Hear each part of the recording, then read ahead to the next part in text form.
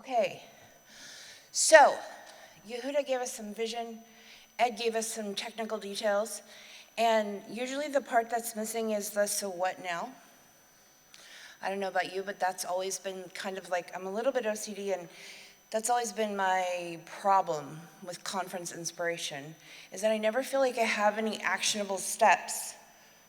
What do I do next, though? What do I go home and talk to my boss about? What do I go back to work and implement? I never really feel like I have a clear picture. Well, sometimes I do, but in general, I don't feel like I do. So that's what we're going to talk about right now, in case some of you are having that feeling. Let's see. Okay, yes. So that was Yehuda, that was Ed, and this is me. So, are you brave enough, are comfortable enough? Raise your hand. Are you thinking that? Were you thinking that as we were going through these things? Yes? Okay, good. First, I think it's important to review how Ember works, because Ember doesn't work like our peers.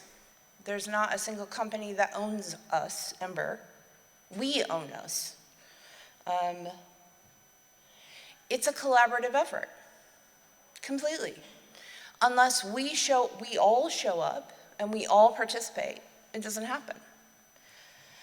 What does that really look like? What can it really look like? So it could look like somebody submitting a PR on a weekend to help get some docs shipped. It could look like somebody donating to Ember on Open Collective. It could look like a company donating 20% of their employees' time to work on open source. It could look like a company helping to sponsor a major initiative to get a big piece of work done. Oh. It could also look like a company sponsoring their product, sponsoring us by letting us use their product at no cost to us. So the role of the core teams. So now we've talked about how Ember works. Now let's remind ourselves, what's the role of core teams?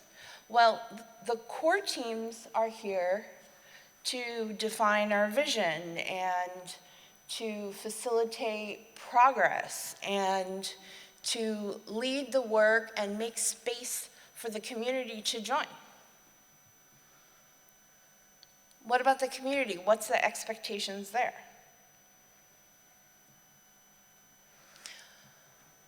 Well, we want you to participate in the RFC process and submit PRs to help the implementation go and help write docs, to try out new features and tell us what happens, and a lot more. There's a lot more to it than just that, but those are the things that are these are the things you can do as a community member. We all have to participate and we all have to do the work. And that work takes different shapes and different forms, but Ember only really works when all of the Ember users pitch in to help make ideas happen. And sometimes it might feel like core teams aren't saying much, and we might not be. Our bad. We might be heads down shipping things, we might be busy raising kids, we might be dealing with a global pandemic, and there might be a lot of stuff, and it might just be a quiet time, maybe taking vacations, I don't know. We try to have lives. But here's the thing, you do not have to wonder. You don't have to go on Twitter and say, oh, I think Ember's failing because blah, blah, blah. If you don't think progress is being made, if you don't think there's as much movement as you think you would like to see, guess what? You get to ask. And you could even take a picture of this slide in case somebody tells you you can't ask. Because I am telling you right now, you can ask. These are the words. These are some of the words you could use if you don't know what words to say. We want you to ask because we want to be able to tell you what's been happening, and sometimes we just hyper-focus and forget. So how can you get involved? Some places you can start. You can visit the new contributors channel in Discord. I just made it today because we had some ideas, and one of them was, how can we funnel new contributor energy? Because Discord might be overwhelming if you're not used to Discord. So I'm a gamer, and I've been on Discord since like day one of Discord. So to me, it's like, just use it. What's the big deal? But for other folks, they've given us the feedback that it might be a little overwhelming. So here's a place where new folks can go that want to start contributing but don't know how. Start a conversation at work.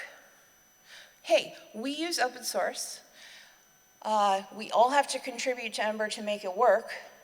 What can we do here at work to support the thing we use at work? Makes sense, right?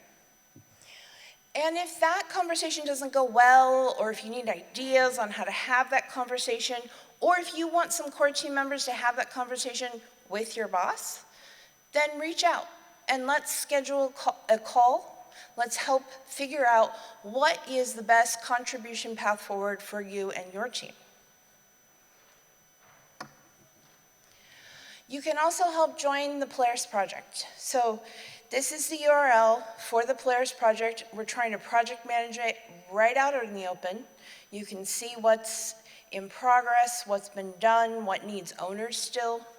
You can DM me on Discord if you want to join the Polaris team. Maybe there's something that you feel like you could really own.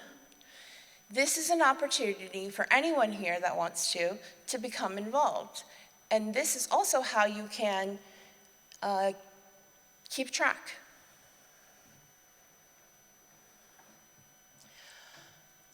And in closing, I'll say this.